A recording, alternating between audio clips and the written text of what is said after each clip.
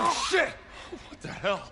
Give me that. Relax. What the hell are we doing here? Who gives a fuck about that old man and a little girl? Yeah, the sooner we find him, the sooner we get out of here. Make sure this area's clear. I'm heading this way. Check around back.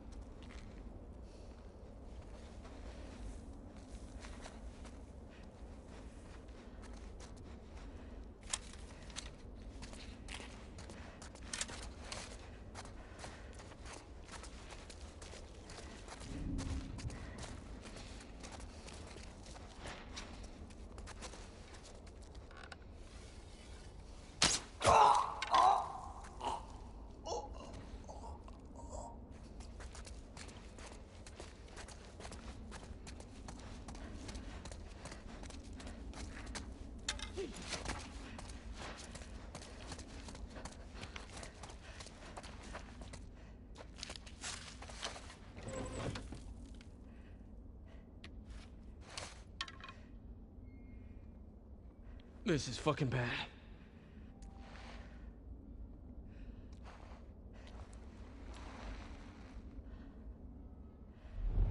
Oh, God.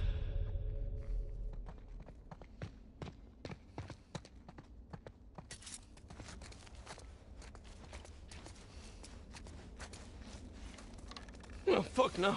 I'm gonna find you, asshole!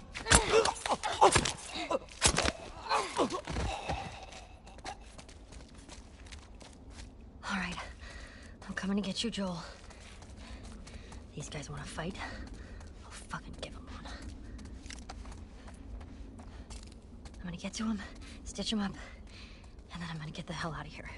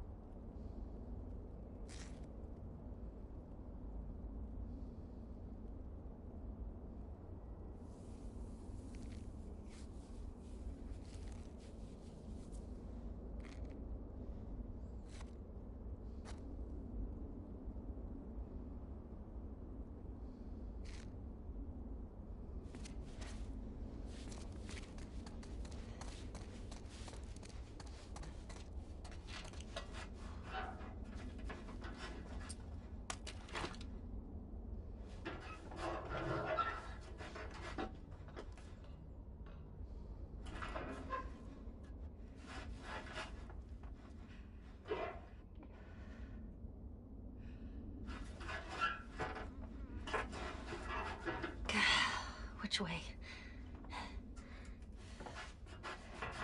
Man.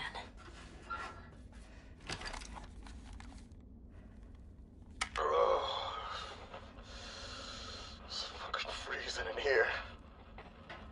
God. I'm the last surviving member of my crew. And I'm gonna die in an air duct. Regan, what did you expect me to do? I was bitten, and it was only a matter of time before she killed me. Even though I wasn't infected. She said she wasn't going to. But I could see through her eyes. Why else would she reach for her gun? Why the fuck did she reach for her gun? I was just talking to her.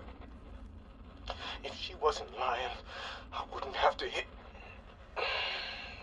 She would have shot me. I'm sure of it. Then why'd she keep you alive all this time, Alice?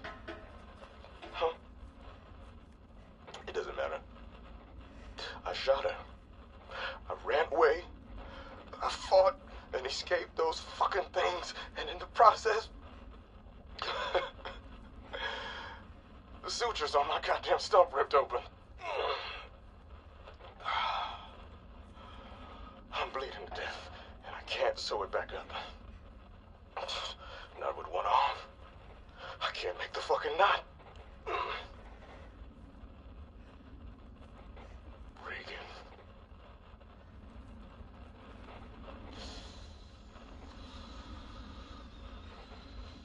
So cold. I think I'll just rest.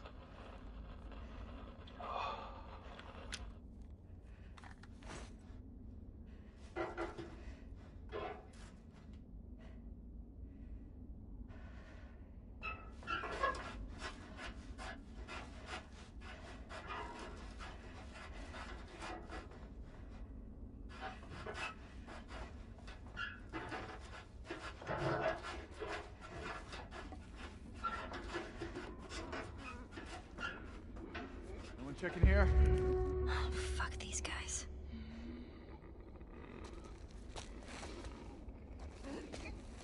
I hear infected. Get down. Wait for the others.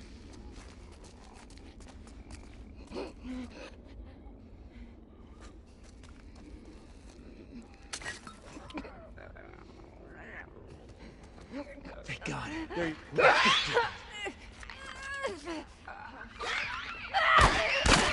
They hurt us!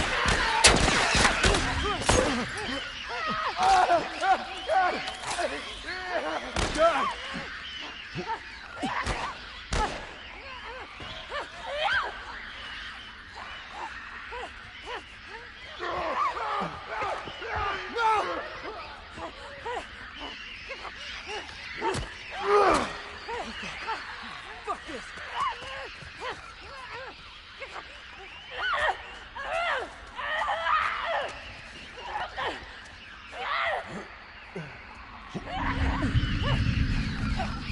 There's too many of them!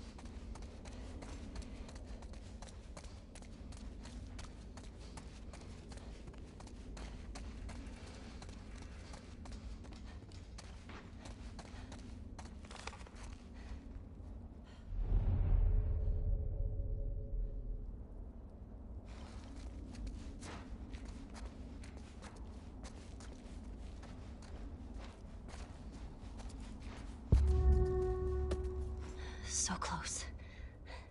I need a way around.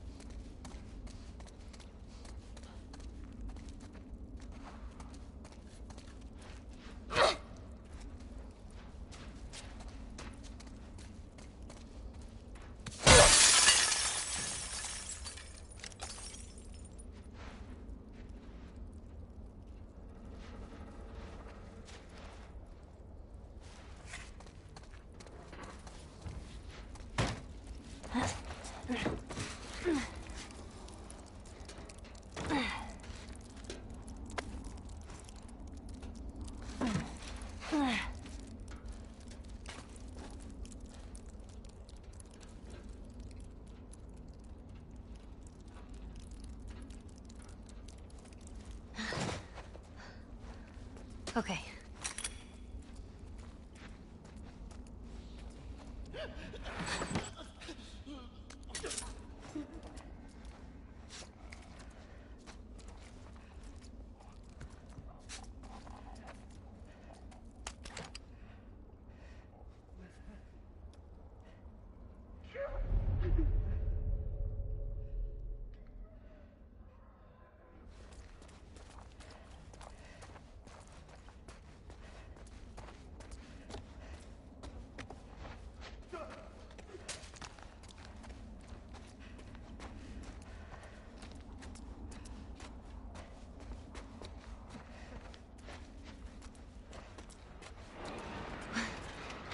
What was that?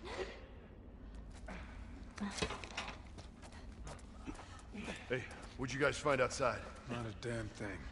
Well, how do we know they're even here? We walked around this entire place. There's horse tracks leading in, none coming out. They're here. Maybe they're already dead. Then I want to see their fucking bodies. Right.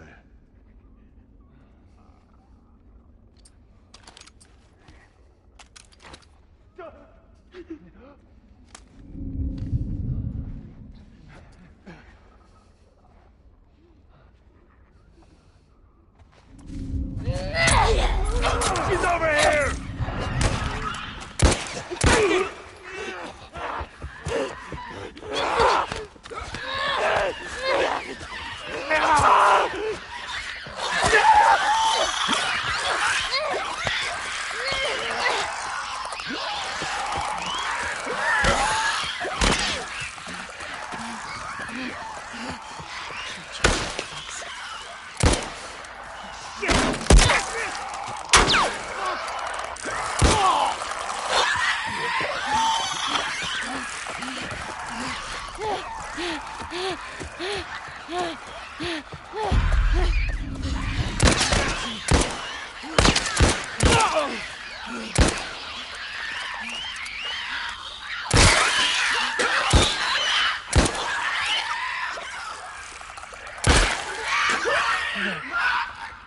That's it.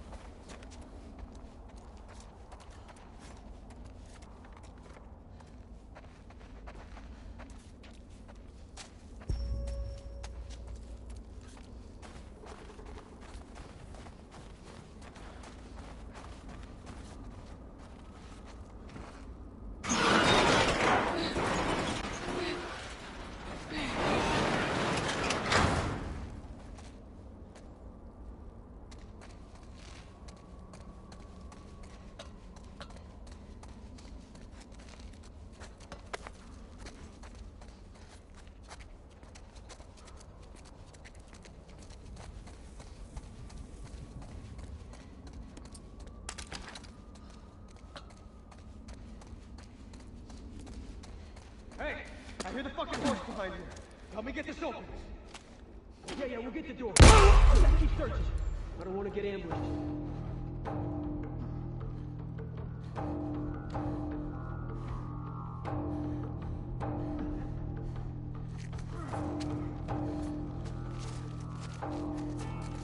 Cover me, I'm moving up. I got your back.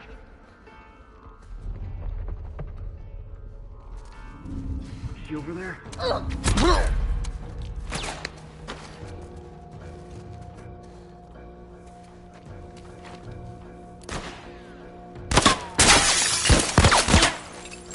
Moving up! Got your back!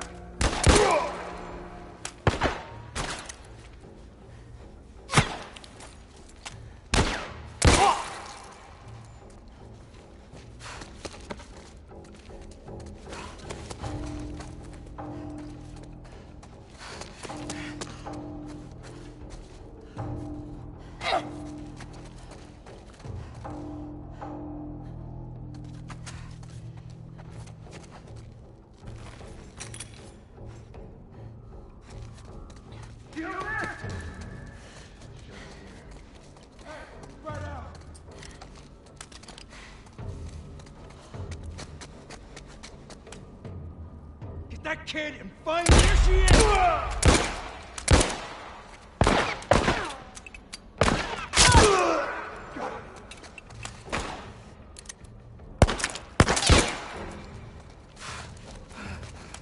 Don't lose her!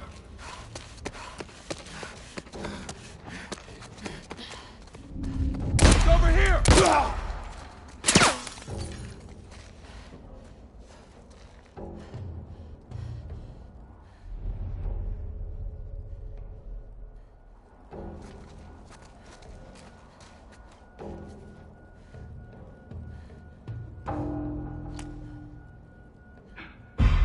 Here we go!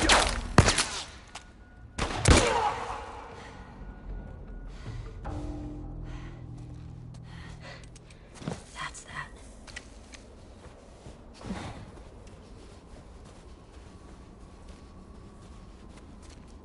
All right, Joel.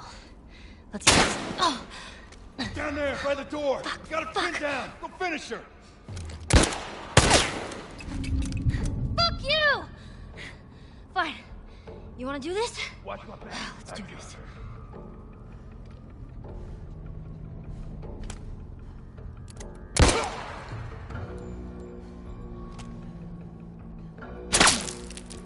Watch my back!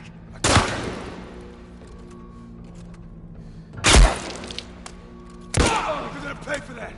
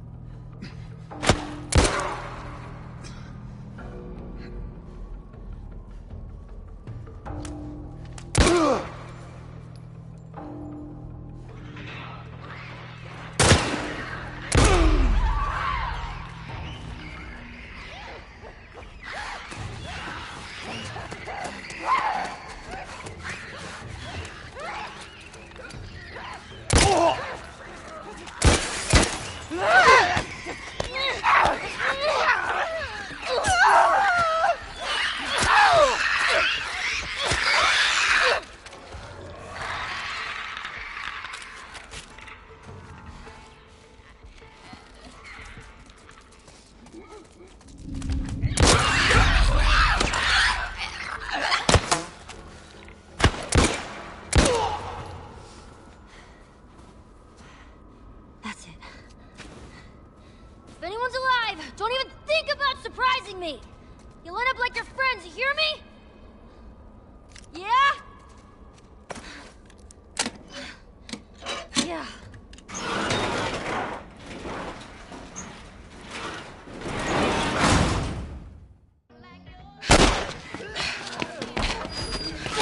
Out here, the door! This way. Ellie! What about our backpacks? Fuck the backpacks! Oh, shit!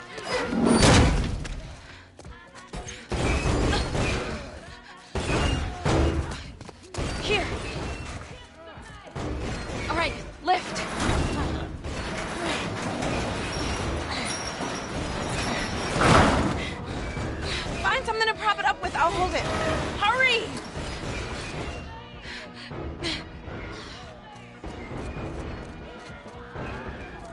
Ellie, they're almost through.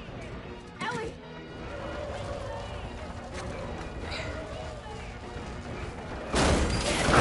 Okay, go! Let's move.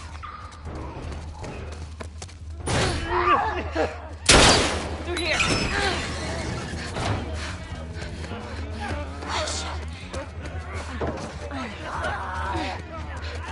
Ellie, you with me? Yeah, I'm right behind you. Keep running.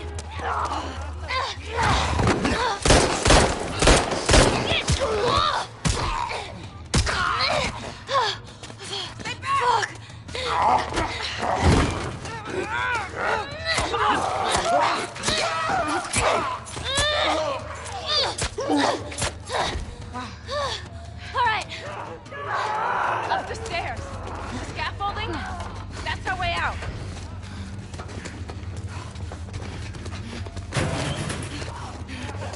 Infected!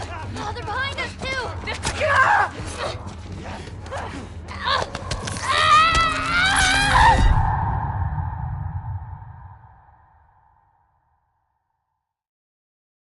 Up the stairs. Scaffolding? That's our way out.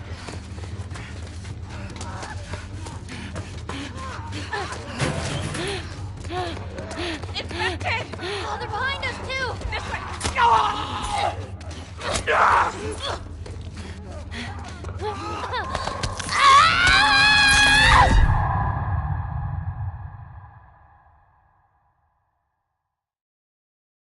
Up the stairs.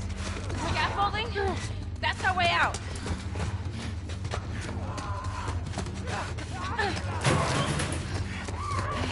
Infected! Oh, they're behind us too. This way. Go, go, go, go, go!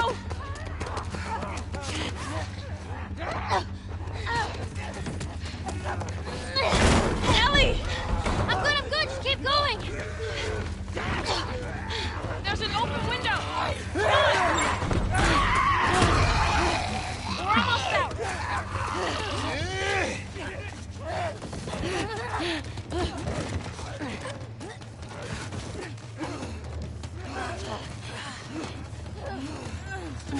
Reach up! I got you! Olga, give me your hand. Ellie!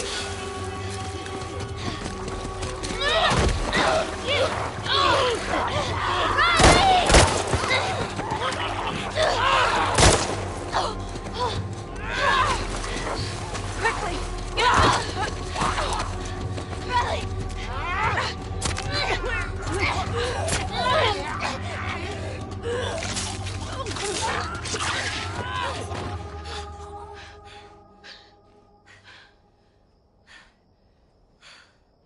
I think it's clear. Ellie. Ellie, your arm.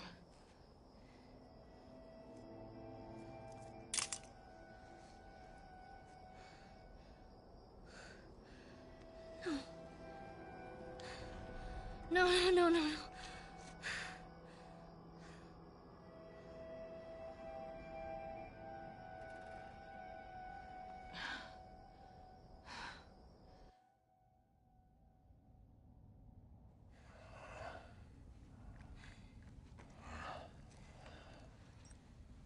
Don't worry.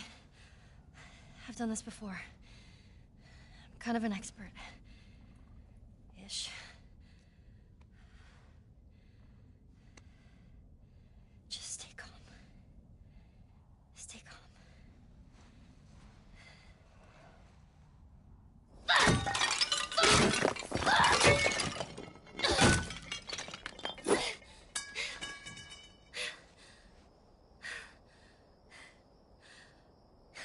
There's some more stuff over there you can break.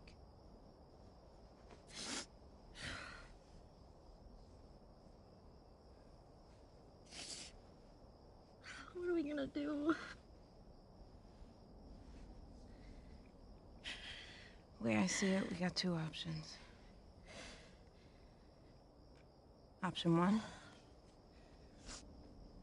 You take the easy way out. It's quick and painless.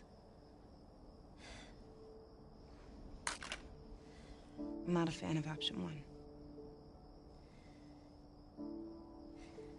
2, we fight. Fight for what? We're gonna turn into one of those things. There are a million ways we should have died before today. And a million ways we can die before tomorrow. But we fight for every second we get to spend with each other. Whether it's 2 minutes or 2 days, we don't give that up. I don't want to give that up. My vote? Let's just wait it out. You know, we can be all poetic and just lose our minds together.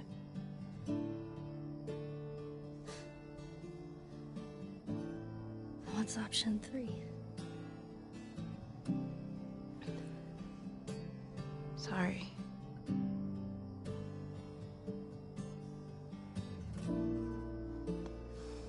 Come on. Let's get out of here.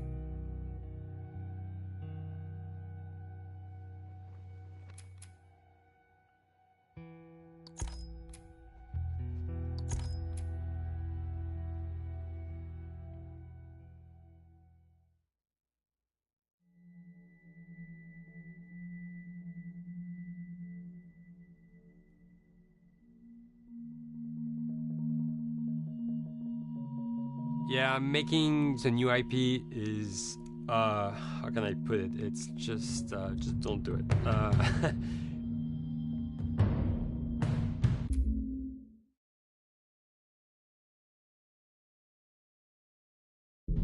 It's insane. I mean, it's a very difficult process. You have more questions than you have answers, especially when you come from like you've been making Uncharted 1 and Uncharted 2, just kind of like now like things are going, you just kind of like good momentum, and then suddenly that momentum like just drops, it stops.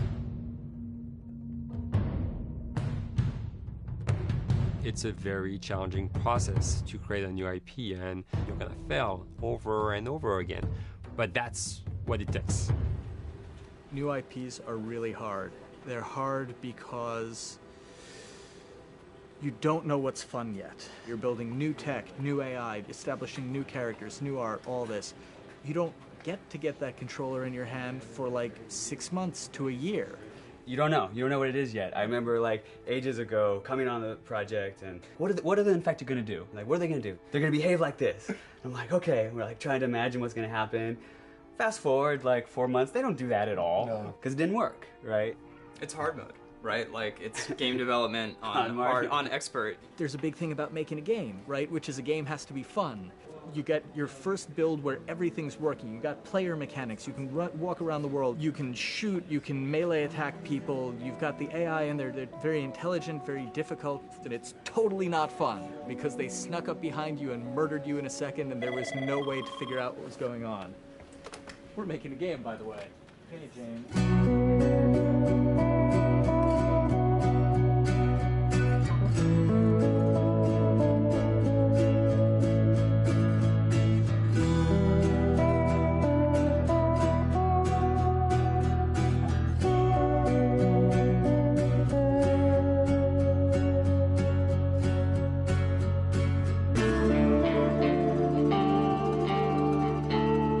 The company has grown quite a bit since I started. I think I was the 12th employee or something back when we got started, but we've tried to stay true to those smaller studio roots. I've been here for 16 years. There's just no reason to leave. I just like the environment here. It's very non-corporate. I think the way we work on Naughty Dog is kind of special because we don't really like hierarchy or bureaucracy, and no one is really just a manager here. Naughty Dog has a very flat structure. We pretty much all report to the co-presidents and the game directors. I always tell people when we hire them, just like, my job is going to be able to trust you, and that's what I want. I want just to give you something and you go with it, and I know it's going to get done. We believe in iteration, we believe in collaboration, and we believe in the people making the game working directly with each other.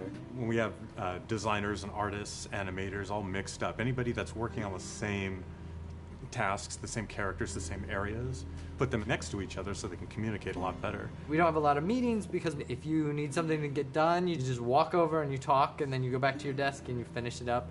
And I really like that. I like when I just walk in the office and I see just designers talking with the programmers or programmers over the animators and talking to them. I think that's when really the magic happens. Naughty Dog, we really try to cultivate a culture where anybody can criticize anybody else's work. And we encourage people to be blunt about it and not try to sugarcoat it too much. It takes too long to be nice sometimes.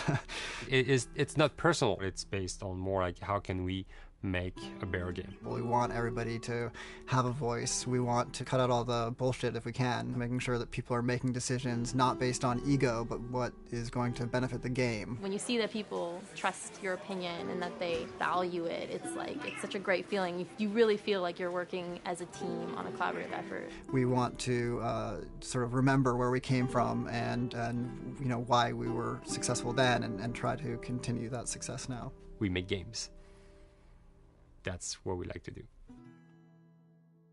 Back when Uncharted 2 wrapped up and we decided that we were going to build the second team and create a new project, we kicked around a lot of ideas. One of the very earliest ideas was to go back to Jak and Daxter. It's really near and dear to us. We really love those characters in that universe, and we think that you know, there are some interesting stories still to be told there. We started to realize that it was not going to do justice to the franchise that the fans had fallen in love with. It would be shifting it so far in a new direction that we felt that that effort would be more justified in developing a new IP. Neil and Bruce came to Christoph and I and said they wanted to do a post-apocalyptic game. I think the core essence of what they wanted to do, though, was to try to tell a story about two people and how their relationship evolves over the course of the entire game. That potential, oh wow, there is something very special about that game. This is going to be polished. Like, you're not sure if it's gonna work or not, and you have doubts. And like, should we be doing a game like that? Should we be doing a first-person shooter? Whatever. Like, you ask yourselves all those questions. And you know, the creative director and the game director are the core of the team that have to really see eye to eye. That's why you have that balance between like Bruce and Neil's gonna try to push the just the story and the characters, and Bruce is going to try to push that with just the gameplay as well. And so it's kind of like those guys are just trying always to find the right balance between the two. It's a very delicate process. We feel that the interactive medium has an untapped potential to touch the feelings of the player. You have that connectivity, the fact that I'm actually in the world and participating in what's happening on the screen in front of me. It gives us some sort of advantage to make you feel connected with what's actually happening. At Naughty Dog, that's what we're trying to do, is pair story and gameplay together. If we can make you feel like you're actually with these characters on that journey, and you're invested in those stories and those characters, then you're feeling, in theory, the same thing that they're feeling. As the story evolved and took different shapes and different forms, the thing that was always there was Joel and Ellie. And because of that, everything kind of grew out of that relationship.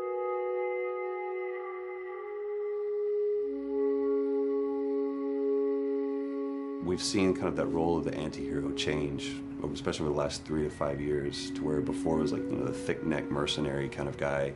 For this game specifically, for this story, we needed something new.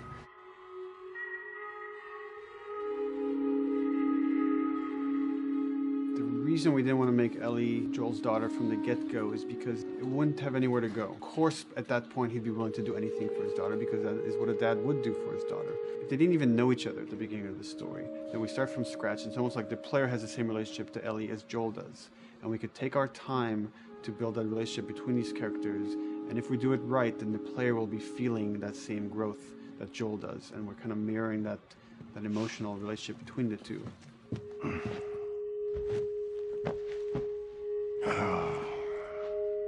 What are you doing? Killing time.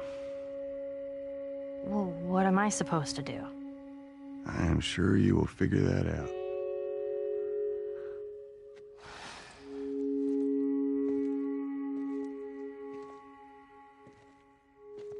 Your watch is broken. It's exciting that Neil wrote something like this, where he's like, I don't want to make the stereotypical characters. I want to make real people in this crazy situation and these forced to make decisions that are really tough. Like, what would we be like in those situations? I mean, we weren't consciously trying to pick male or female for characters. You just try to pick characters and just be honest with who they are. It almost doesn't matter, right? Joel's daughter could have been Joel's son.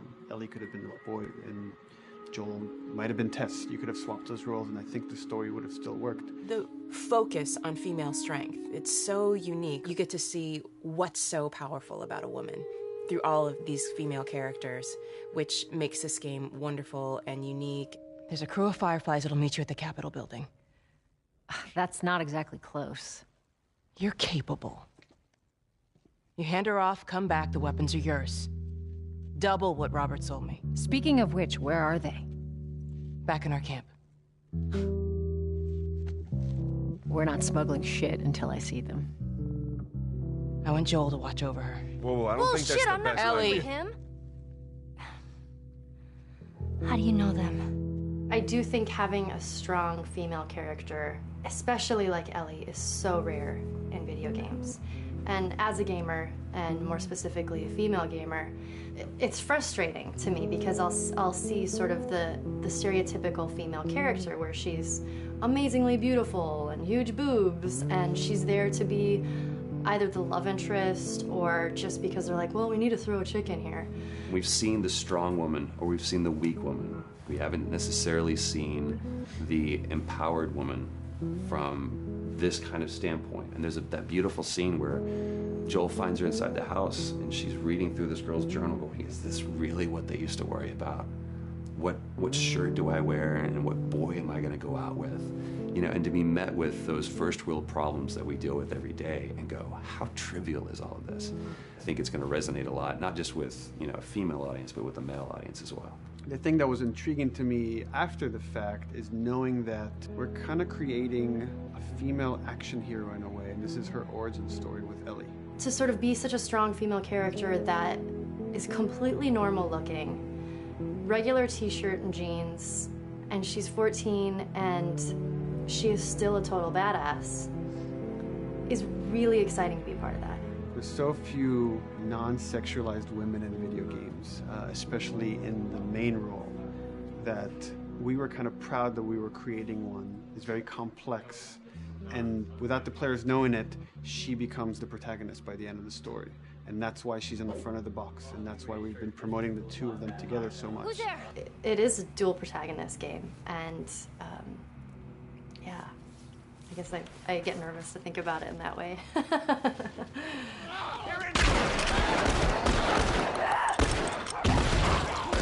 We couldn't talk about it. In fact, in interviews we've been lying about it, saying you never play as Ellie because it was so important for that to be a surprise. Sorry, journalists. Here we go.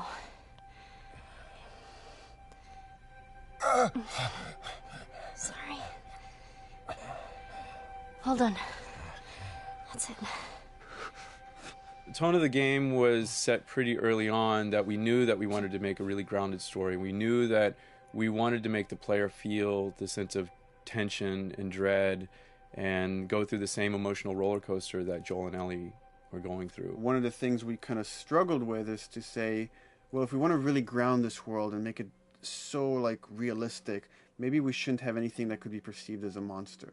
Maybe like by just having an infection that just killed people, and it's all about humans and how they deal with this post-apocalyptic society and how different people decide to survive. Maybe that would be enough. And what we realized is because we're making an action game, a lot of the storytelling happens on the joystick. And once we remove the infected, it's like all of a sudden now we can't tell the story through gameplay of what happened to the world. And that's where we kind of went back and kind of brought the infected back in, because it lets you see, once you're fighting them, the threat that people had to deal with, that otherwise would just be very cerebral and people could talk about it, but you couldn't necessarily experience it yourself. In a novel, that might work. In a game for us, specifically an action game, it didn't work. And from there, when we start kicking around those ideas, and we're just like, what would be cool just to play? The early inception for it really came from a BBC video we saw called Planet Earth, where they were talking about a cordyceps fungus. This cordyceps fungus gets inside of the brain and controls these ants, and mandibles start chomping, they grow up to higher areas, cordyceps fungus sprouts out, and then it germinates. And essentially uses them to spread its infection and take over whole colonies, sometimes wiping them out. As soon as we saw it, we were intrigued by the idea of, what if it jumped to humans?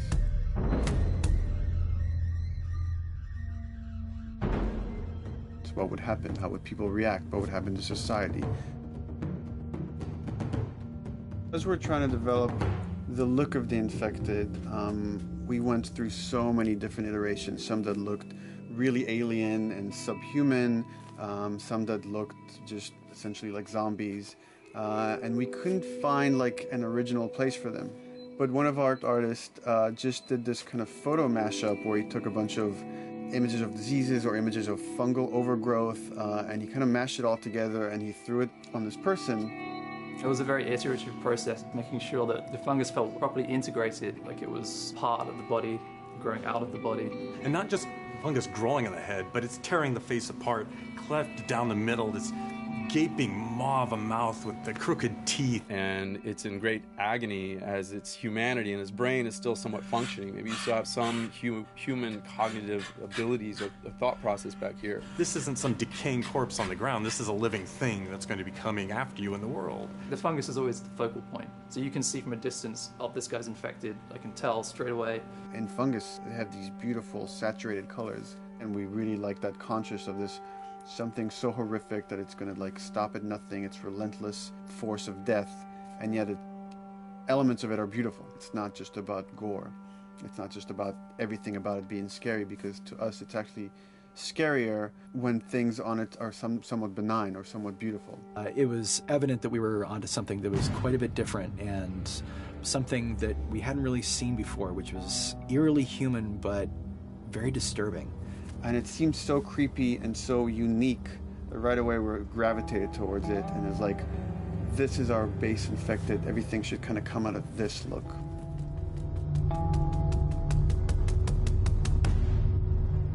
So once we had this idea of the face-splitting kind of look that eventually became what we called the clicker stage. We went to great lengths to create a full biological cycle for these things. So in the early stages, you don't actually see too many signs of the fungus surfacing out of the skin. It's kind of underneath it, like people have lumps starting to show. The eyes will be kind of cloudy or lopsided because the fungus kind of originates inside the head. That moves into the next phase, which is the clicking phase. And if they mess with the eyes, we end up saying, well, how do they get around? Oh, echolocation. And they use a form of echolocation to track down their enemies. Just like bats, or even some blind people can see by making a clicking sound, a sound that on its own wouldn't be very scary. And then to associate it with something that people in this world are very fearful of, so that as you're exploring an environment, all of a sudden you hear this click, and you're seeing everybody just get frightened, just everybody duck, everybody hushes. Oh, great.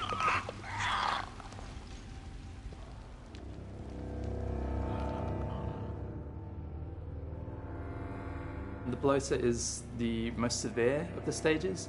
So large pieces of the body has been replaced by these kind of fungal plates.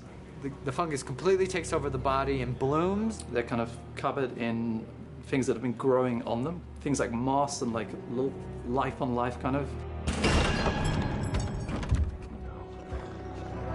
What the fuck is that? Goddamn bloater! When the infected feels like it's going to die, it finds like a dark corner and it becomes part of the environment. The human elements aren't there anymore. And then the body is gone. They lay down and sprout and then spew spores. And if people can breathe those spores, they become infected as well. It all had to kind of make sense of how each stage flowed from one to the other. And that's hopefully how we've created a world that you can kind of look through it and understand the science behind it and say, I could buy this, I could get into this.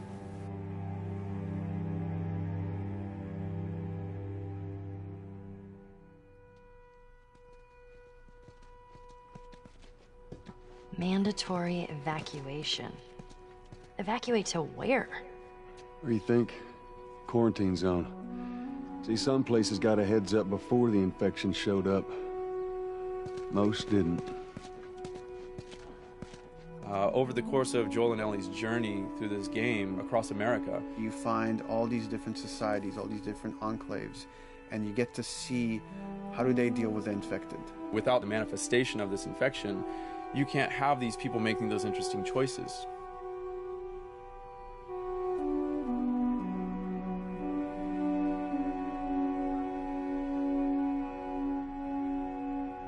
The world we decided was actually its own character, really grounded with a lot of texture.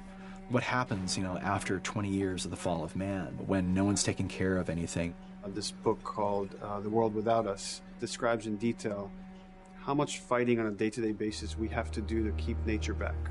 And once you stop doing that, how quickly nature can reclaim that. As they talk about New York, and how every day they pump water out of the subway system. That system breaks down. Within 2 days, the whole city is flooded. And once water gets introduced, then structures collapse pretty quickly. Trees will sprout, and wind will carry those seeds over, and gutters get clogged, and then when it rains, water fills up, and then pretty soon you have vegetation growing over there, and once you have vegetation, concrete breaks pretty easily for when there's a tree and roots breaking through that. Even some of the stuff we did on Uncharted, you know, exploration of how temples were ruined.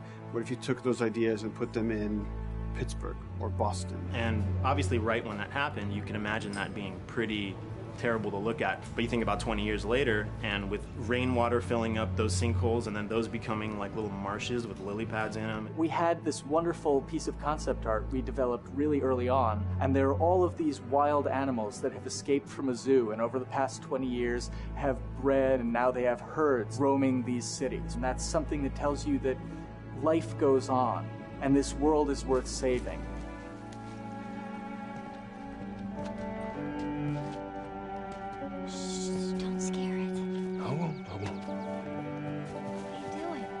There's something really pretty about nature reclaiming its domain once we are gone. So fucking cool. We have another level of OCD of the logic goes into some of these environments. Water damage seeps into them, that creates some little moss growing on the floor, or a tree radiates energy from its base, and that over time starts to melt the snow around it. And that's the reason why you'd see those like rings of leaves showing through in the snow. That gives it that extra, you know, believability. This is pitch art. I'll try to start with an idea that conveys sort of the feel of the environment. Something like this, very brushstrokey, very painterly. You can see not a lot of detail, just energy and conveying a mood. This is sort of just a conversation starter, and then this would be more of an actual space. So you start talking about, is this too tight of a space right here? Would the player even fit through there? Do we even want to include water? Those are conversations you start having a little bit later. And then it usually needs several more passes back and forth in order to be tightened up to be the experience that you would see in the final product. So, dude, I was actually trying to figure out right here, there should probably be some dead foliage. It might be cool to see some of the dead stuff around the edges of the green, or like even spilling out into the street. Maybe what we do is, in some of these areas, we use it as like a transition from the actual concrete to the side of the building, so like they're almost sitting on top of a bed of dead foliage, like that really rich kind of like orangey brown color. Sienna or something would be nice. Something real cheddary. That's how you know you're done. The end product often ends up being stronger because that bouncing back off somebody else gives you a result that maybe you wouldn't have even thought of in the first place. All right, here's the bridge. That's our way out of here. As far as concept art goes, definitely the ultimate goal is just helping everybody as much as possible. Me and the background artist will work together. I'll often just go to them because they've got like a really, really good like visual imagination. At some point, you came in almost like flat on. So that's kind of good because the bus station is right in your peripheral view, and you're probably going to enter the bus station. You're probably not going to get lost. But it doesn't at all utilize this cool architecture here, like the bus station sign. Like that's a really distinctive silhouette, and it's a really interesting sort of architectural detail. So we changed the entrance. Look at that. Another city, another abandoned quarantine zone. I think it's a better composition anyway. It's not so like symmetrical. And I think that was done so that this sign read better. If you didn't see the word bus on it, you might not know it's a bus station. So I think that helps. Everything we're doing in the environments is relating back to what you should be feeling in the story or what's happening to these characters. Was that everything you hoped for? Jury's still out. But man, can't deny that view. Come on, this way. When we first came up with Ellie and Joel, we had this idea in our heads of who they would be, but we didn't necessarily know the voice. It took us a while to find our Joel, but for Ellie, I think Ashley was the second or third candidate to walk in, and right away we knew. Yeah, you know Why what? are you so scared all of a sudden? Because I'm a coward, okay? So just get your shit and let's get out of here. Damn it. I'm not like her, you know. You think I'm gonna end up like your daughter? The way she delivered the lines, the way she just embodied that character, is like, that's Ellie, there's no question about it. And I saw the character artwork and I related to her a lot. I mean, she's kind of a tomboy and she's kind of tough, and I mean, obviously I'm not 14, and I think that's the main difference between the two of us. I read the scenes and I was like, I need to play this part. You want to be my hero? Forget the whole bit about saving my life. Buy me a stack of these bad boys instead. Where'd you get that? Back at Bill's. I mean, all this stuff was just lying around. And then once we had her, we said, okay, well, we're going to do another round, and we're going to have Ashley this time in the casting sessions. The chemistry of these two characters was imperative to get right. Troy was a really interesting casting for Joel, because when you see Troy, he doesn't look like Joel at all. You know, he's so handsome, and he had, like, you know, the frosty hair, and totally looked like Final Fantasy. And so... I'm like, yeah, I don't know. He's like this tall, pretty... It didn't seem right. I walked into the room fully aware that I was the youngest person that they were seeing for this role. There was a line that was in the audition side that says that Joel has few moral lines left to cross. And so that became the anchor point to the character. But then as soon as he spoke, and he had the grit in his voice. Warm, yet kind of dangerous. And his movement is just like, you bought into it. Why are you so scared all of a sudden? Because I'm a big coward, okay? Now pack up your shit and let's go. God damn it. I'm not hurting, you know. What? You think I'm gonna end up like your daughter? Lily, you are treading on some very thin ice right now. It was Ellie and Joel. After he read, it was just like, that was it. I've done some video games in the past, but to be handed the mantle of a franchise like this was a pretty big honor. Is she alive? She's alive. She's David's newest pet. Ah! Where? In the town. She's in the town. You mark it on the map. It better be the same exact spot your buddy points to. Neil pulled me aside one day, and he said, I have some ideas. And as you're well aware, Neil is a little twisted. He came up with this character, and, you know, I just jumped at it. It was such a departure from everything I've done here for Naughty Dog, to say the least. Name's David. This here's my friend James. We're from a larger group. Women, children. We're all very, very hungry. To be able to put on a voice that, you know, hopefully a lot of people won't know, won't notice that it's even me. Because we didn't want it to be Drake. Drake eating people, that's a whole nother game. How did you put it? Tiny pieces. See you tomorrow, Ellie.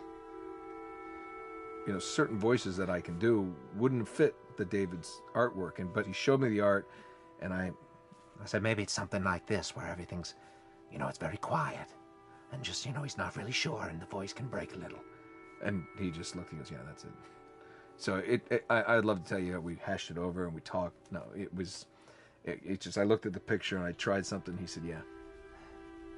A few weeks back, I sent a group of men out a nearby town to look for food. Only a few came back. And turns out that the others had been slaughtered by a crazy man. And get this, he was with a little girl. You see, everything happens for a reason. Claire. Ashley, she brought humor to it. She just has some really great comedic timing. The way she reacts to the things around the world with a little bit of sarcasm, that teen kind of like trying to get a rise out of you. Now watch your step as you're going out, because it's going to be a little... It just brought a certain levity to the story that the story needed. You didn't even realize it needed it until she started doing some of that stuff. Oh, I'm sure your friend will be missing this tonight. Mm-hmm. It's light on the reading, but it's got some interesting photos. Now, Ellie, that ain't for kids. Whoa! How the hell would he even walk around with that thing? Get rid of that. Hold your horses. I want to see what all the fuss is about. Oh, why are these all stuck together? I'm just fucking with you. Bye-bye, dude. Throughout the course of shooting over these past couple of years, Ellie and I have kind of morphed into each other, which I know sounds so cheesy.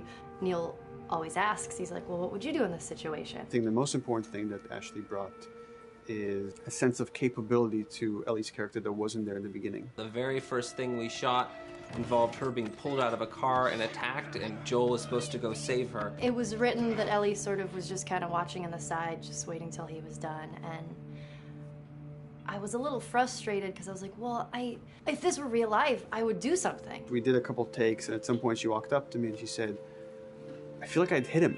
So we added in a part, like, right there off the bat, she's not just this damsel in distress. Right there, she wanted to fight back from her very first day of shooting. We didn't have it right initially. She needs to be more capable than initially we thought she would be, and actually that made us go back and rethink combat and rethink a lot of the areas in the game, and now she was going to take a much more active part.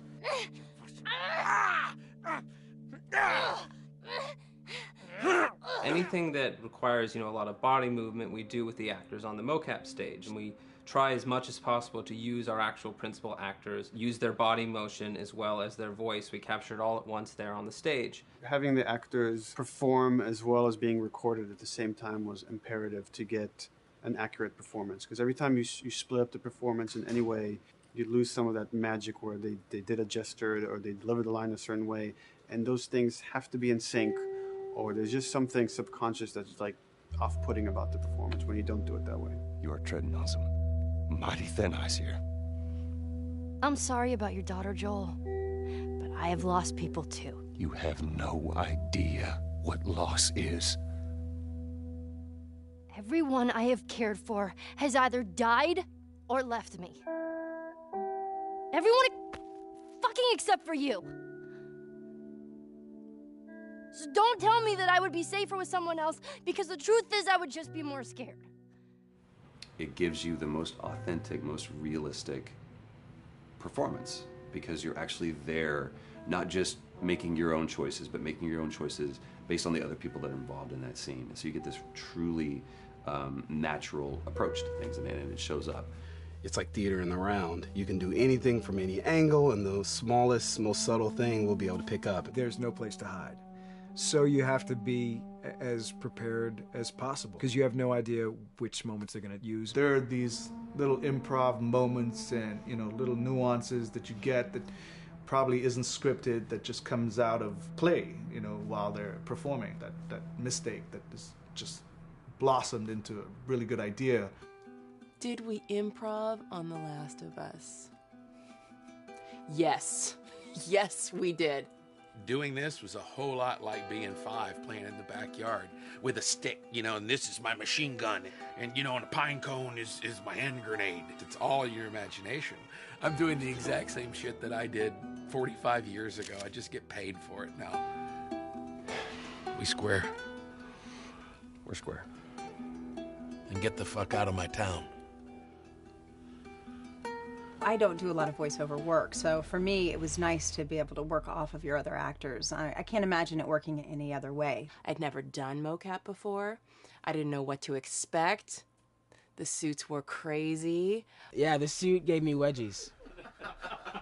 Like, deep wedgies that I had to pick out with my middle finger. Too much information. Just how damn sexy I look in a motion capture suit. I look like 10-pound of sausage in a 5-pound casing in that thing, man. Once you get past the fact that like everybody else and you look like weird clown people with these little dots and stuff, once you like give over to that, it really was pretty easy to make it just feel like you're in the moment and in the scene. Everyone that was on this is a slam dunk. This isn't just another gig to them. And that creates a really cool energy for people to really start experimenting and playing jazz. Floor is yours. And action.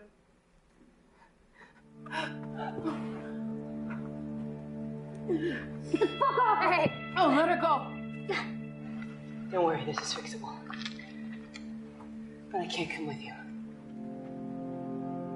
Well, then I'm staying. Ellie, I want Joel to watch over her. Oh, no. Bullshit, I'm Ellie! going with Start him. I could just take her to the North Tunnel and wait for me there. Jesus Christ. Just cargo, Joel. How do you know them?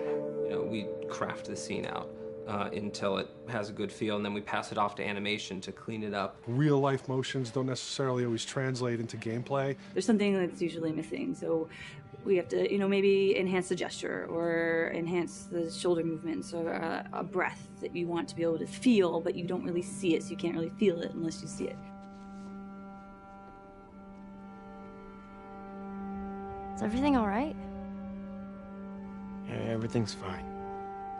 I could have him lean in here a little bit more, like this, take his hand down. When they're on stage, they don't necessarily have windows, so that weight of like really pushing and leaning in, it's something that we would have to accentuate. Give him a little bit more weight on that turn, or put his head down a little bit more. There's a lot of dialogue that gets said between the two characters. We have to bring that alive through animation, and we have what we're using as gestures. Why would they mow down all these people? Can't let everyone in. If you turned off the sound, you'd know that they were talking to each other. And that really helps accentuate the relationship that the two have together. We have certain animations that play in the beginning of the game on Ellie. She's traveling with Joel, who she doesn't really know. There's a lot of gestures to make her look nervous, just her overall stance. Later on in the game, they develop a relationship through the animation, not just the dialogue. You can see that she's more comfortable around him. If that reads well with the player, then, we're doing our job.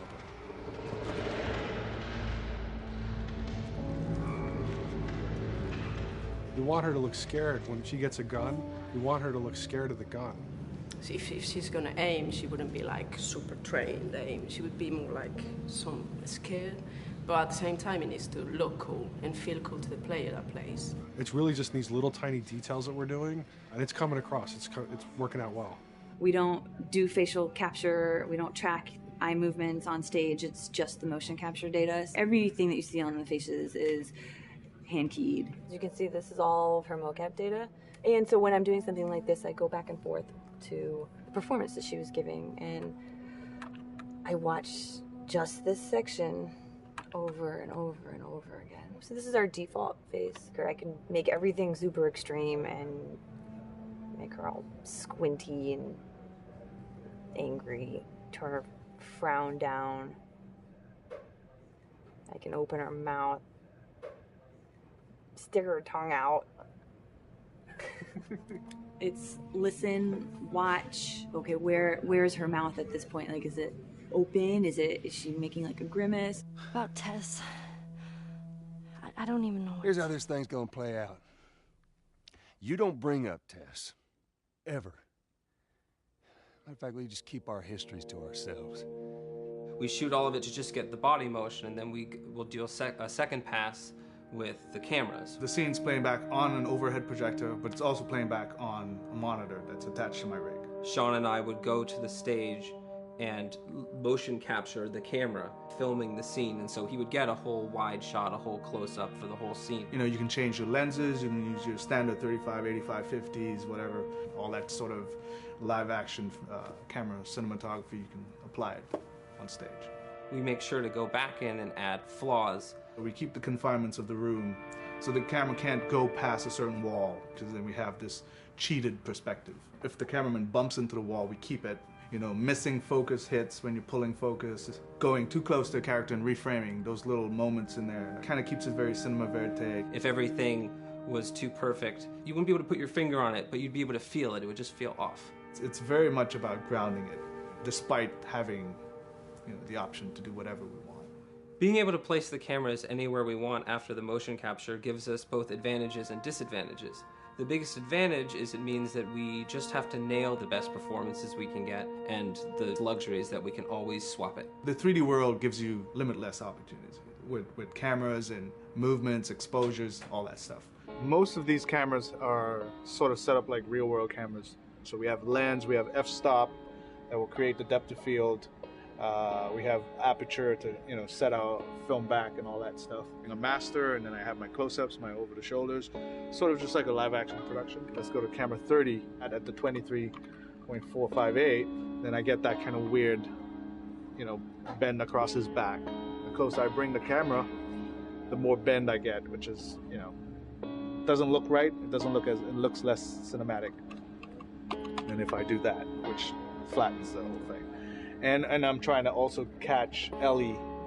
Like if you scrub a little more, catch her in the back here. So I want a longer lens of that kind of stuff. Since I've only had experience working with live action before I got into video games, it was a kind of a cool adjustment to be able to have this extra flexibility in post, to swap a line of dialogue for something different, even though that's not what the actors said at that time, and to be able to still have a close-up on them while they said it. You get to make it probably more perfect than you could ever make it in live action.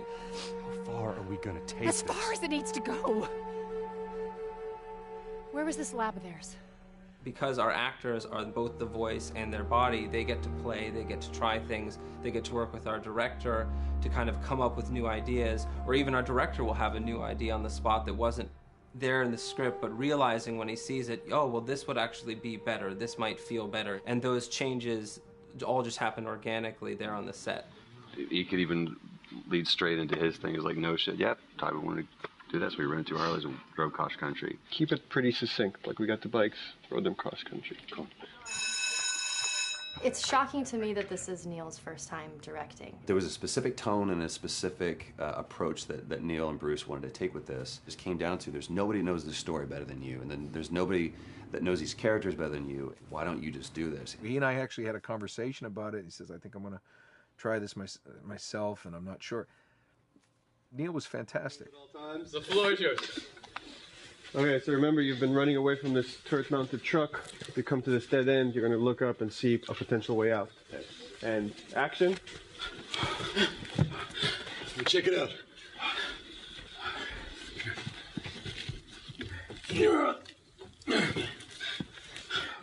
I mean, his writing is honest, and it's dangerous, and it's natural. And I love his economy of words. He doesn't hit everything on the nose, so it leaves it open for you to interpret and bring some nuances and things like that. The entire process is collaborative, but really it's led by Neil's willingness to change and flow and decide something doesn't work, fix it right there in the moment. And it is something that's very foreign to the way that TV and film is done now, where everything has been micromanaged by the time you get it to the table read, and no one wants you to change anything, and everything's very precious and has been rewritten with notes from 20 people in suits, and you can't do that just anywhere in entertainment these days. Yeah, I want to make sure. I think I swung too far over to this way, and now it's a little bit of making jokes about it, and I need to bring it back to center a little bit.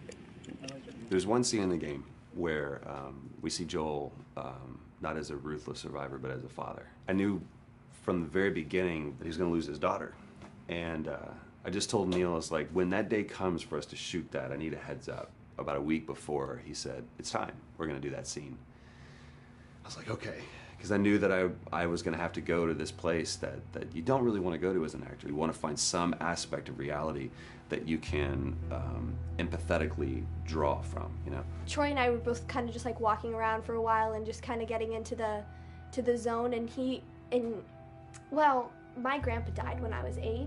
He was like my dad, and so that's always what I use to get into that place. I started recalling all those memories and starting pulling up all those feelings, and they're just right underneath the surface. When I walked back in, everyone realized that something was different. They kind of calmed down, You could feel the energy just drop a little bit more. It was brutal. I lose my shit. I mean, just completely break down. Don't do this, please, God, no. Oh, God, no.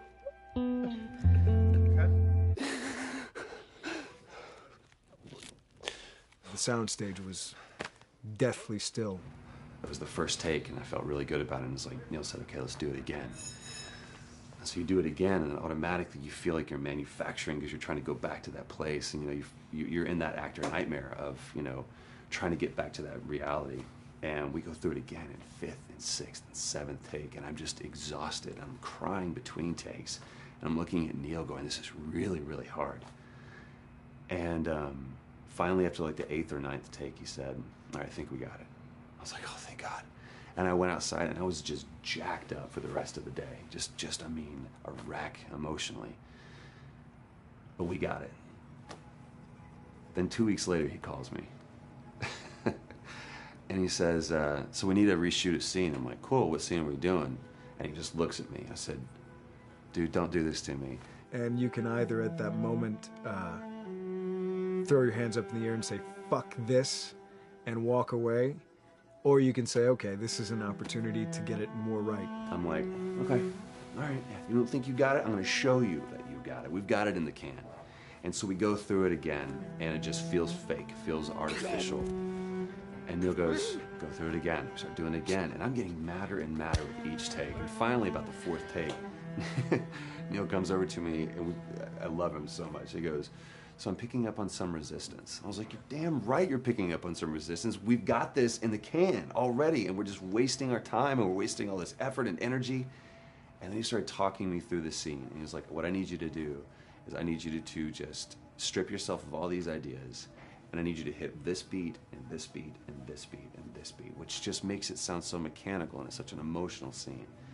So we start going through it, and literally I am mindlessly doing these things at this point. Okay? I know it hurts, baby. I know. So I'm gonna lift you up. I'm gonna lift you up. I'm gonna get you over here. Come on, baby. Come on, work with me, please. God, baby. Sarah. Sarah! Don't do this to me, baby. Don't do this to me, baby. Come on. Come. And he stops, he goes, now we got it. And I realized that the reason why I wanted that first take to work was because I wanted everyone to look at me and go, wow, what an actor.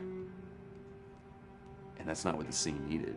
Those moments where you just have to sort of calm your ego down and just go back and do your work. That scene actually works, not because of me, but in spite of me. And that really is the marker and definition of working with a truly good director. There are many like it, but this one is yours. Why don't you have a seat?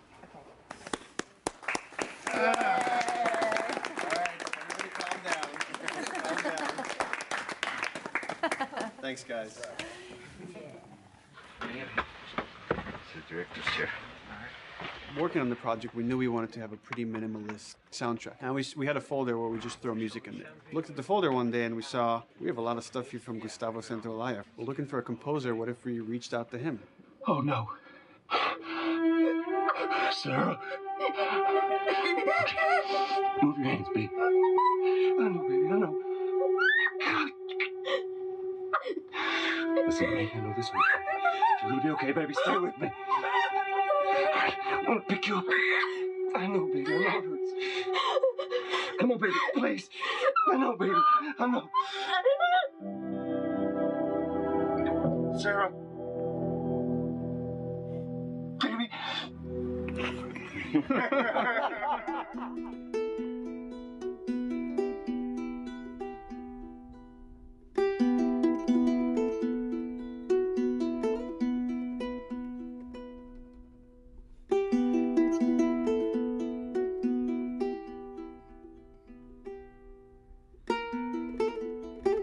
My life has been and still is kind of like a road movie. I grew up in Argentina. I came to the United States in 1978 because we had a horrible political situation in Argentina. We had a military dictatorship where 30,000 people disappeared at the hands of the government and many other more were tortured, and I was blacklisted. It was just impossible for me to keep on living there. I've been in jailed many times since I was probably 15 years old just because I had long hair and I play an electric guitar. So I had to embark on this trip. I can relate to that kind of need of movement and going to the next place and the next place and the next step. I'm always attracted to the possibility of getting involved with a project from the very beginning. I like to work from the script and talking to the director. It's never been, oh, give me a piece like this, or give me a music that's this. It's just been very high level. Here's what the story's about. Here are the themes. Go write some stuff. Since I don't know how to really read or write music, the way I produce music is actually recording it. So I like to come early in the projects, and I did in The Last of Us.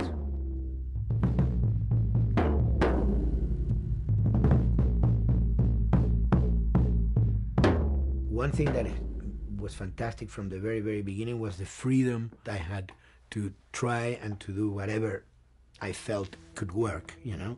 As the story was still being written, you could listen to this piece of music and just get a sense of where this needs to go tonally, because the music was still inspiring the story.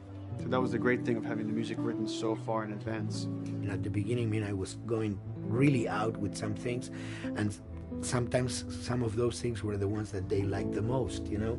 So I really felt very motivated to work, and I enjoyed immensely working. It was this very organic back and forth experience where one element was inspiring the other and vice versa. I needed to go into some more dark places, more textural and not necessarily melodic.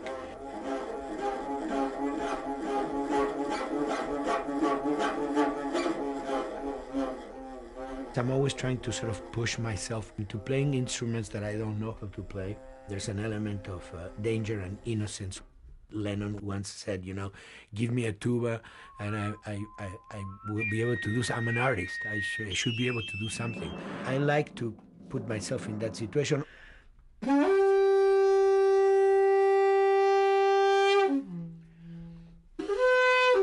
So these are just PVC pipes, the one you use, you know, in construction.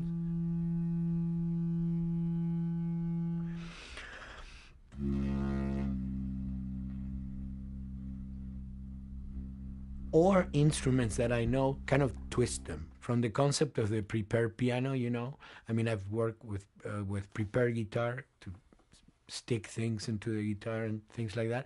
And also in The Last of Us in particular, I work with a detuned guitar. So I really tune the guitar extremely low. And the result is, you know, strings that are very loose and will produce not only sound, but produce noise.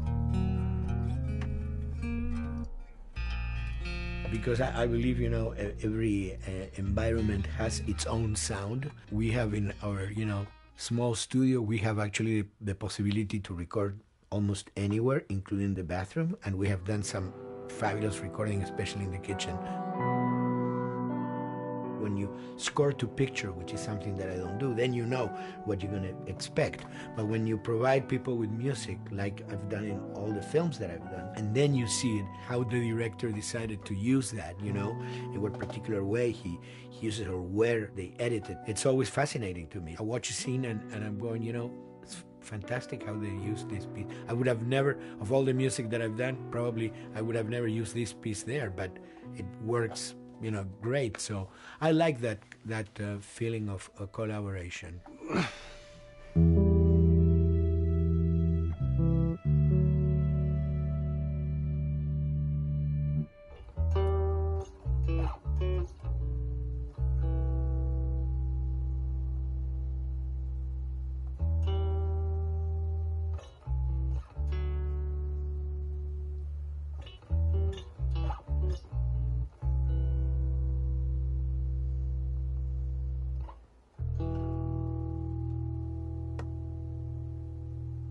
I think, you know, the guys also that work in programming and adapting that music to the game, they should share a lot of the credit for the end result. In the beginning, there was silence. Yes. Then they hired sound designers. Then they regretted that decision.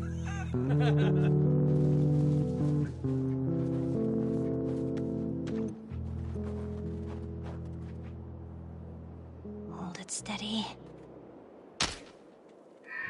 Ha! Got you! In a much quieter environment like that, we really had to fill out the soundscape with much more natural sounds, much more detailed, delicate sounds. The tension comes from the lack of sound, in a way. Your brain is thrown off because we're expected to hear buses and crowds. All of a sudden I hear wind and leaves rustling. Again, it's creepy and beautiful at the same time because it's almost like I'm going on a hike, but I'm in a downtown area.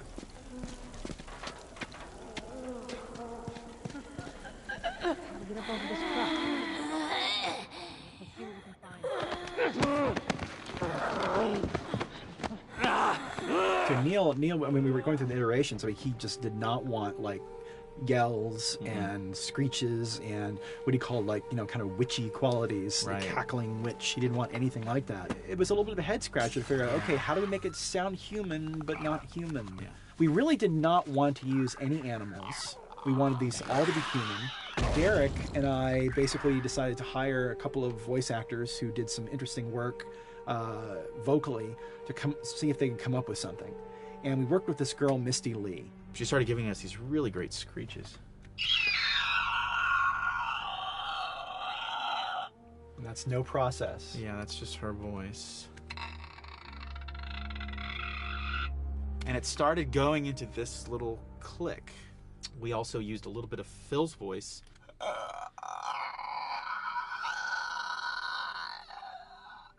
We'd combine that also with an occasional, Derek. That's just me, you know, moving my tongue. And what that kind of did was it sort of grounded it all, like maybe in the mouth area, the wetness, all that kind of stuff. And it adds a nice texture, actually. This is a composite of all the bits I just told you about.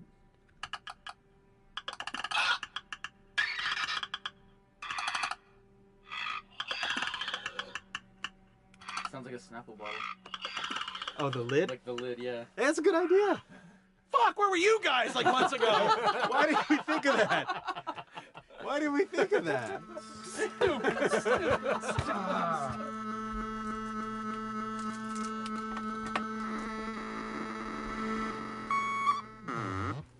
Viewers at home, you're probably wondering what this is. Let me tell you. About 10 years ago, I saw this Synthie A suitcase synth. I wanted to get one.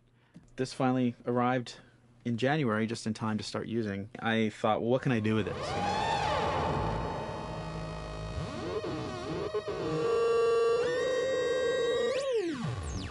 In Lakeside, there's a whiteout that happens, and this thing has a noise generator, which gives really convincing wind sound.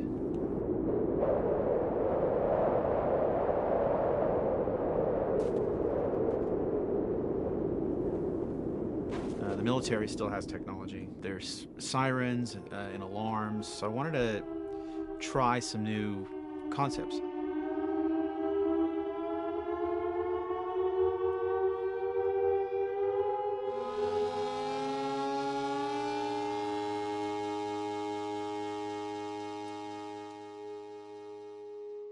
Man, What?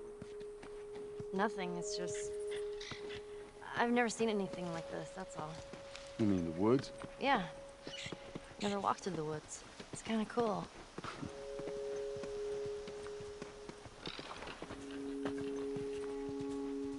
We consciously take in consideration lighting in the beginning. Most of the game, we don't really have any real man-made light sources, so everything is naturally lit. In the past, you know, we could use a lot of artificial light, but in a world that has no electricity. We have to hide most of the time, and that requires getting very close to certain assets. Just stay back.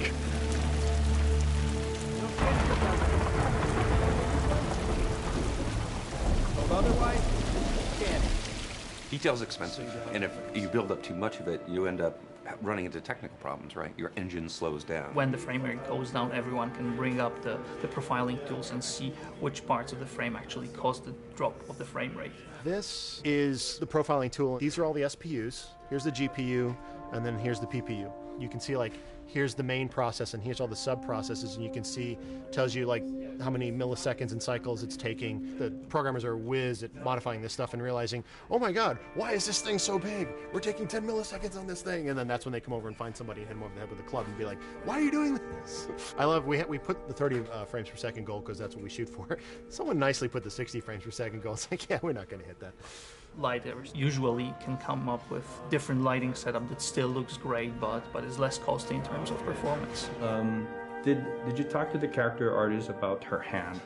So her face is getting a lot of spec, but then her arm is just like bone dry. You think something we can tweak in shader? We'll have to send back to character team Michael to take a look. I can play with the lights and see if that creates more like spec. Yeah. I've never ever focused so much on lighting and how much sensitivity there is to that here. One of the first lighting scenarios I had to do was like 7 a.m. like overcast. And I'd like wake up early and like take photos with my phone. What color are the shadows? What color is the light? It is a master's course unto itself of how to deal with ambient lighting because I've never had to use it so much. Man, this is kind of sad. What is? All this music that's just sitting here. No one's around to listen to it. I don't know. It doesn't seem right. All the characters cast soft shadows onto the environment. Even when there is no direct sunlight or no direct light sources, we still have nice fuzzy shadows. When you're walking down the hallway and you see your soft shadow goes along with you projecting on the wall on the environment, that make everything look real.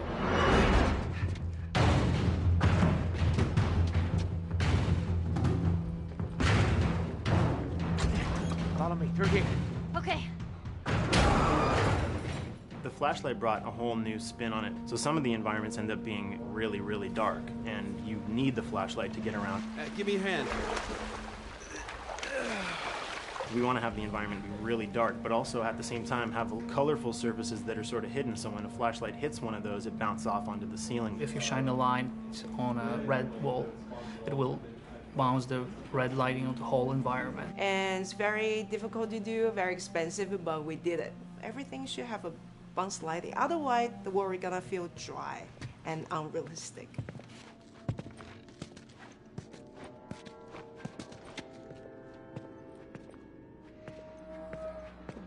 I guess this is where the assholes sleep. I mean, slept. This engine is really driven in a way towards a very high level of cinematic control over each frame. And hopefully, if we achieve our goal, you'll see it is beautiful. There are these truly beautiful moments amid all this chaos and destruction. Yeah, once we're done with this whole thing, I'm gonna teach you how to play guitar. What do you say, huh? I like some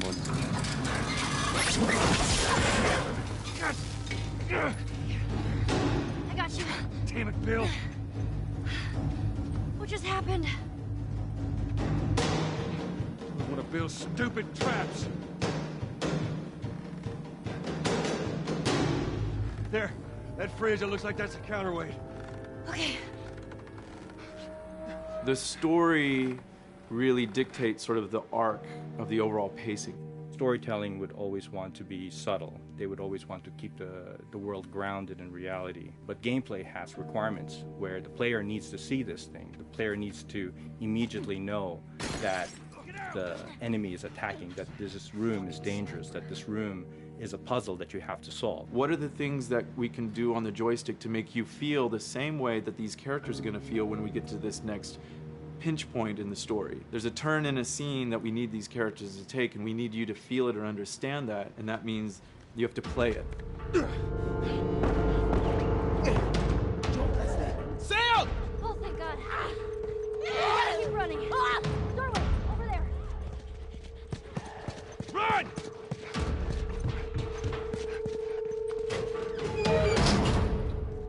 We really want to make sure that there's that contrast between the negative space and then the high tension spikes.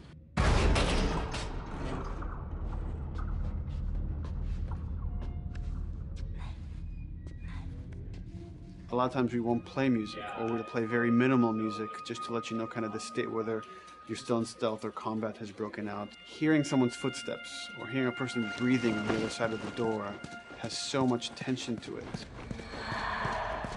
You hear that? Shh, quiet. You feel the tension of the world, make you question whether you want to engage with these guys or kind of try to stealth around them. That's another reason why we don't have traditional cover in the game. You smoothly move around everything, contextualizing with the environment, but you're never locked down. We want the player to, with that crafting system, with the scavenging system, with all of the abilities available to them, to constantly be moving around and changing as the moment arises. Gameplay is all about, I have a limited set of tools, and how am I going to use those tools and those limitations to overcome this obstacle in front of me. And that obstacle might be infected, might be another class of humans that wants to kill me for a bottle of alcohol in my shoes. It was important for us that we don't underplay the violence, because then the threat doesn't seem as real.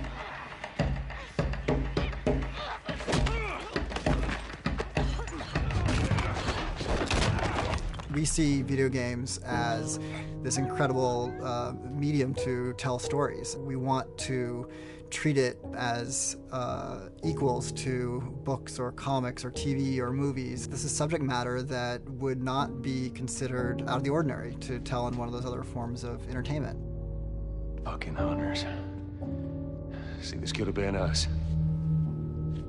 We wanted you to buy just the desperation of these people and why they're behaving this way, because it's so brutal. And at the same time, we didn't want to make it so over the top, stylizing it, so then it doesn't become as real. It was important for us actually to hit that middle ground where it's kind of disturbing. That glint that's happening on that curvature, it'd be good if there was a way that we can guarantee that from this angle, we're seeing it. It seems but really it's flat. overall too bright and opaque. Yeah, looks like paint. Yeah, see, the blood on the ground works really well. It's something about the other shader is messed up in this environment. We got to fix that to unify the look. Shouldn't make you giggle or laugh or any of that. You should be kind of appalled by what you have to do, but you understand why you're doing it.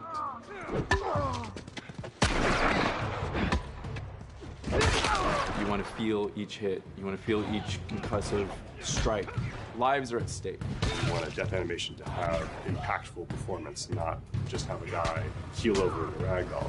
In real life, a guy hitting a guy takes a half a second, but in the game world, you want that to be as instantaneous as possible. I live my whole life in this very ugly test level. I basically just fight dudes in here all the time. Almost every move is divided between like an intro and a swing. And one of the many things I have to end up doing is like counting frames and being like, okay, on frame 18, I want you to get out of here. I want you to be able to start moving. Every hit reaction that an NPC plays, they are not necessarily in the correct pose. When you strike them the next time, we just pop them with a 0 frame animation change, which is usually kind of a no-no, you know what I mean? Normally you want characters to blend smoothly and realistically into animations. But what we found is that you can cover that pop up with a heavy impact. They can go from almost any pose into the pose that the impact starts from, and your eye just covers up the transition for you. So if you throw a brick at a guy, it puts him in this like kind of staggering stun state. And that changes the moves that you do when you come up and punch him. So now I'm gonna come up and punch him, and now when you're punching him, because you've hit him down, you get this like auto aim moment where you get like a free headshot. I try to make it so that, you know, if you kind of know what you're doing, that you can set yourself up for 1 + 2 = 3. Right here! Memory on a console is a very precious resource. All of Joel's animations with every weapon, all the NPC animations, the stealth kills, you know, all of that stuff happening need to fit within a 4 meg to 5 meg memory footprint. This is a list of everything that's loaded in game and how much memory it's taking, because memory is our most precious resource right now. So we have a level, we call it the bookstore, it's in Hunter City, and this is a zone, for example. So when I set an AI to this zone, he will never leave its boundaries. I want guys to guard this exit where you have to go through, so I'll zone a couple guys around there to make sure that they, you know, they can fight you and use all this cover, but they want to stay around this door. This is another key component of the AI, is what we call the nav mesh. This defines the overall play space of where an AI knows he can or cannot go. Hey look, that's where a cover used to be, and there's a hole cut out for it. I gotta fix that. Here's some other wonderful things. See these little red polygons? Yeah, that means they're not linking right for some reason, so that means they can't really walk through here properly. It's a bug, and I need to fix it. Welcome to my life. Hey!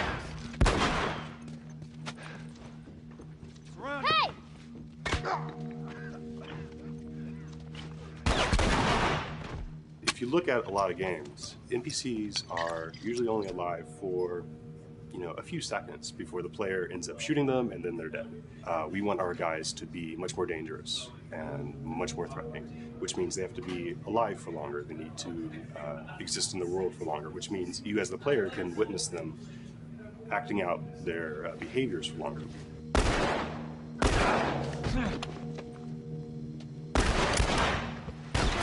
So we've been working really hard on our AI systems. Back of the box, biggest bullet is going to be like AI. So we tried a number of different prototypes with the buddies, including having Ellie be super independent of you. She would try to flank the enemies, get behind them, or get between you and them. And a lot of times those decisions should surprise you, just like a real person, a real character would surprise you. And we discovered after many different prototypes, the best thing for her to do generally is to stay very near you. You need the exploration, you need the scavenging, you need something to say like, okay, if we just crank it to 11 the whole time, then it's pinned up there and there's no time to breathe, no time to assess or analyze, and no time to really contrast. There's no way of shifting the pacing.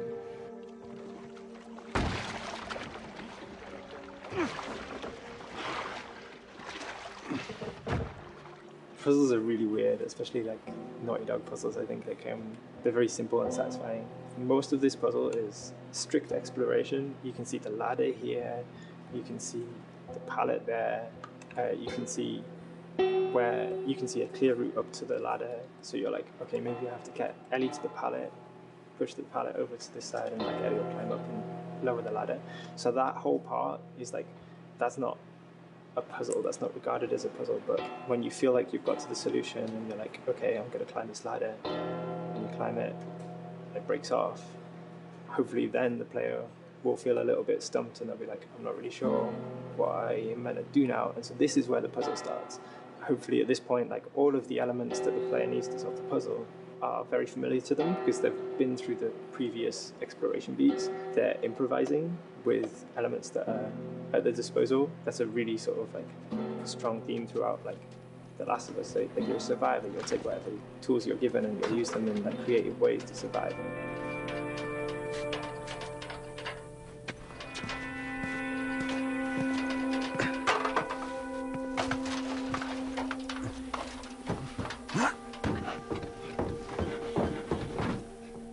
We set out to create something kind of new to Naughty Dog, this crafting system. Our lead designer, Jacob Minkoff, he got this book of like the survivalist handbook and homemade munitions and all sorts of funny stuff. Just start reading about, okay, if I was just wandering around in a collapsed society, this world, what stuff that seems like I could find? Alcohol and sugar, you know, if you want to make a smoke bomb. It's difficult to balance the right amount of resources against what you think the player's going to need and making sure that the player feels like they're getting just enough to survive, but not too much that they feel like they're a powerhouse. We wanted you to be forced to make some choices in the world that showed how depleted the resources were. So if there's a particular point in the story where the characters are having a particularly difficult time surviving, then we want you as the player to be finding fewer items, farther apart, harder to survive.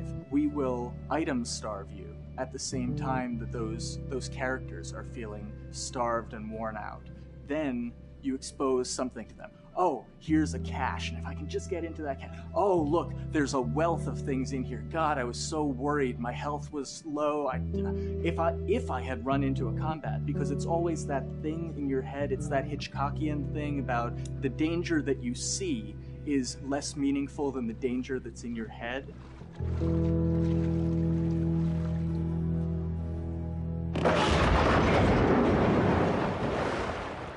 When we're designing the levels, you know, it's nice to have the stuff that we know people are going to encounter. You know, we kind of call this some of the critical path stuff. These are the things that 9 out of 10 players are going to find. They're right in the way. It's where you have to go. And then whenever designing a level, you want to have that little nook and cranny, right? You want to reward the player being like, oh, you went over here. And then you also want to have that other second nook and cranny. The player is supposed to go place a ladder here and climb up through the rest of the hotel.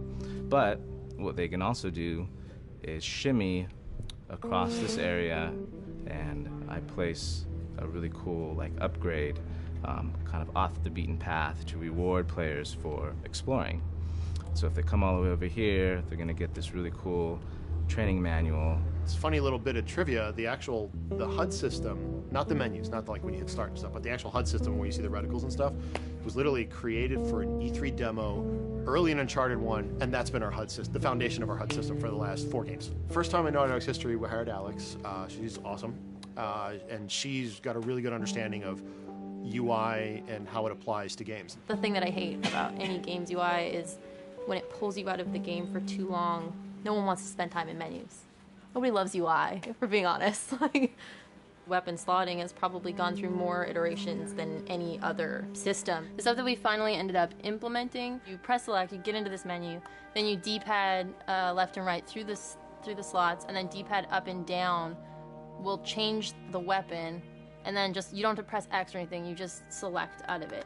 When you're still, like Joel is here, that's fine, but then as soon as you get into an actual situation, so I'm gonna go over here and cause some trouble. Okay, so here they come, oh god. All right, so now I'm out of ammo. Now I need to like get back in that menu. I have to like run away from them, get into the menu, get out of it.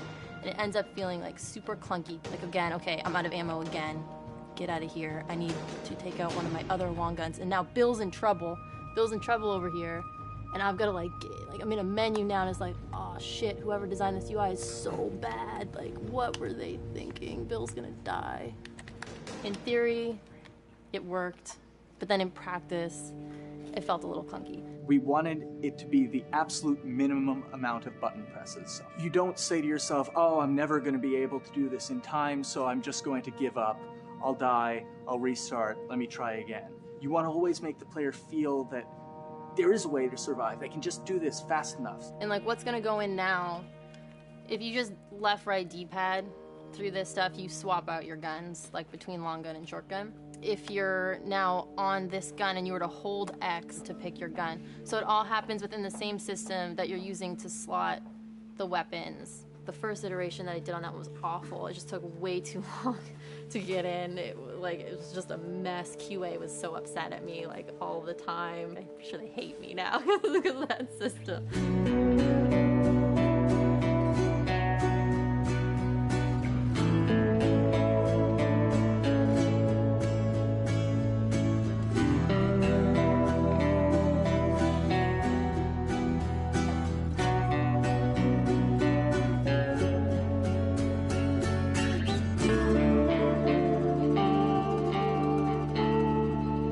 I think the way the industry is kind of maturing and changing in general, you're seeing a lot more focus and importance on refinement and polish. So having internal QA really helps.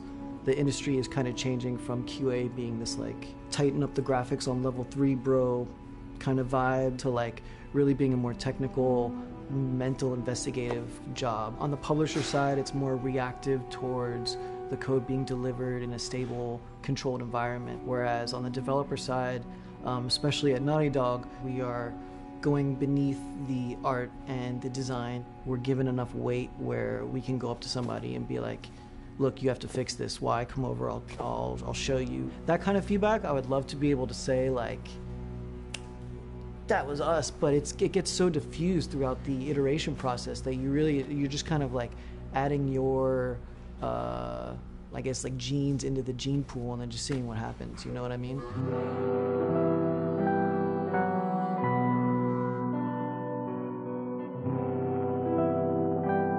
Everyone's working all the time now.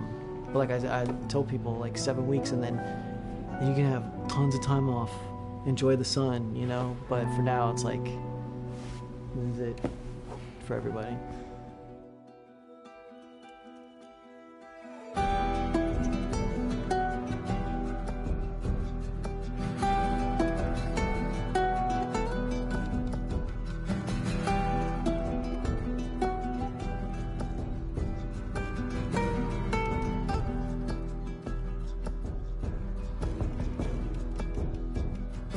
Crunching is part of making games. I feel it's human nature, right? If I'm gonna have a guest at home that's gonna come for a couple of weeks, I'm probably gonna clean their room just the day before they arrive, right? And I think it's the same thing. It's just like everything comes together at the end. I personally